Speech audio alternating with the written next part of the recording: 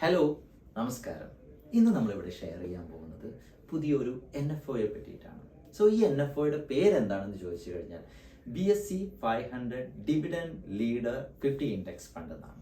അപ്പോൾ ഈ ഒരു NFO എന്തുകൊണ്ടാണ് ഇന്ന് നമ്മൾ ഇങ്ങനെ ഒരു വീഡിയോയിലൂടെ ഷെയർ ചെയ്യുന്നതെന്ന് ചോദിച്ചു കഴിഞ്ഞാൽ ഇത് ഇൻഡസ്ട്രിയിൽ തന്നെ ഫസ്റ്റ് ടൈമാണ് ഇങ്ങനെ ഒരു ഈ ഒരു കമ്പനി NFO വന്നിരിക്കുന്നത്. ആൻഡ് സ്റ്റാർട്ടിംഗ് ഫ്രം BSE 500 എന്താണ്? ബോംബെ സ്റ്റോക്ക് എക്സ്ചേഞ്ചിൽ ലിസ്റ്റഡ് ആയിട്ടുള്ള ഫസ്റ്റ് 500 കമ്പനീസ്. ആദ്യത്തെ 100 companies from large cap, second 150 companies from mid cap, and the third one small cap companies 250 companies. ഇങ്ങനെയുള്ള 500 കമ്പനികളിൽ നിന്ന് ഏറ്റവും സെലക്റ്റീവ് ആയിട്ടുള്ള 50 കമ്പനീസിലേക്കാണ് ഇൻവെസ്റ്റ്മെന്റ് വരുന്നത്. ആ സെലക്ഷൻ റേറ്റ് എന്തൊക്കെയാണെന്ന് ചോദിച്ചു കഴിഞ്ഞാൽ ഷോർട്ടായിട്ട് ഞാൻ പറയും ചാമ്പ് എന്നാണെന്നത്.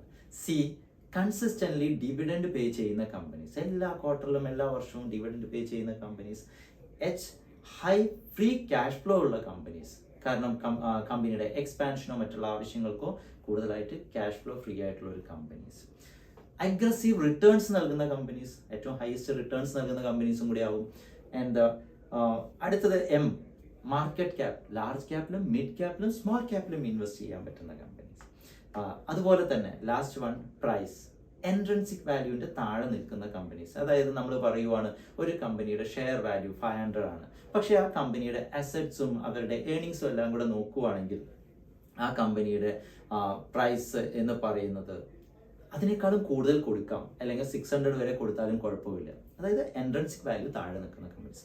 ഇങ്ങനെയാണ് ഈ ഒരു സെലക്ഷൻ എടുത്തേക്കുന്നത്. അപ്പൊ അതുകൊണ്ട് നമുക്ക് കൂടുതലായിട്ടുള്ള റിട്ടേൺസ് കിട്ടാനുള്ള ചാൻസ് അവിടെയുണ്ട്. ഇപ്പൊ ഒരു എക്സാമ്പിൾ പറയുവാണെങ്കിൽ ഇതേപോലെയുള്ള ഫസ്റ്റ് 50 കമ്പനീസിനെ നമ്മൾ സെലക്ട് ചെയ്ത് ഒരു 5 വർഷം മുന്നേ നമ്മൾ ഇൻവെസ്റ്റ് ചെയ്തിരുന്നെങ്കിൽ ആവറേജ് റിട്ടേൺസ് 35% വെച്ചിട്ടായിരിക്കും കിട്ടിയിട്ടുണ്ടാവുക.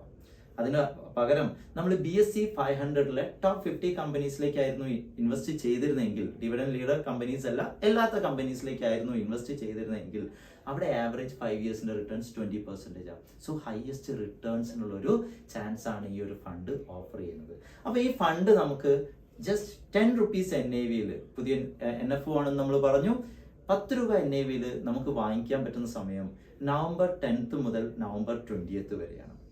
ഇതിനുള്ളിൽ നമ്മൾ പർച്ചേസ് ചെയ്യുവാണെങ്കിൽ അതിന്റെ സ്റ്റാർട്ടിംഗ് പ്രൈസ് ആയിട്ടുള്ള 10 rupees NAV-യിൽ നമുക്കിത് പർച്ചേസ് ചെയ്യാൻ വേണ്ടിയിട്ട് പറ്റും.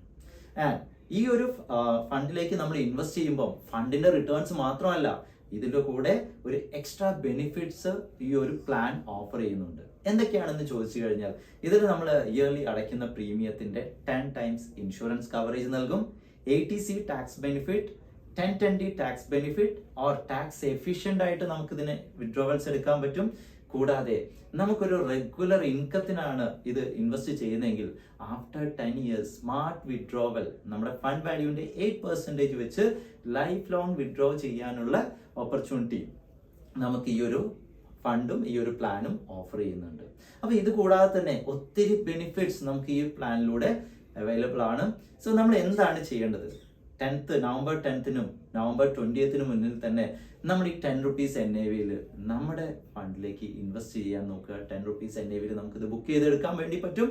അപ്പം എത്രയും പെട്ടെന്ന് തന്നെ നമ്മൾ ഫാസ്റ്റ് ആയിട്ടുള്ളൊരു ഇൻവെസ്റ്റ്മെന്റിലേക്ക് പോവാം. കൂടുതൽ അറിയാനായിട്ട് നമുക്ക് ഈ ലിങ്കിൽ ക്ലിക്ക് ചെയ്യാം. അതുപോലെ തന്നെ നമുക്ക് ഈ ലിങ്ക് ഷെയർ ചെയ്ത് തരുന്ന ഓരോരുത്തർക്കും ഈ ഫണ്ടിനെ പറ്റിയിട്ടും കൂടുതലായിട്ട് അറിയാം, അവരുമായിട്ട് കോൺടാക്ട് ചെയ്യാം. Thank you.